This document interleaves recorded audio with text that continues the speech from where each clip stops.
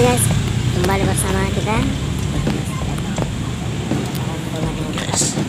teknik yang manual ya.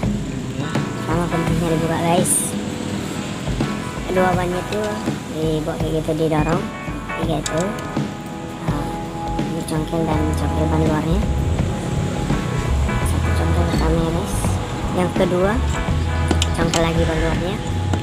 Kita buat seperti itu guys sampai ban luarnya terbuka semua. Oke guys, ya sampai buka semuanya guys. Sekarang udah guys. Tahap keempat itu keluarin ban dalamnya, itu dengan cara kayak gini guys ya. Dengan pelan tarik aja dengan pelan biar bannya tidak robek guys. Ya, keluarkan pantilnya guys, sudah. Oke, tahap selanjutnya itu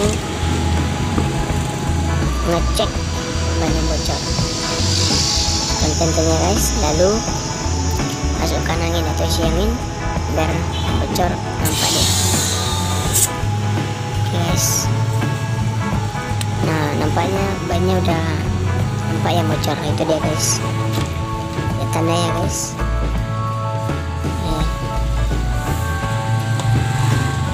Setelah tanda itu pentilnya ini, nah itu pentilnya itu dibuka Terima lagi kasih ya guys, bannya keluar. Kembali lagi di channel berikutnya.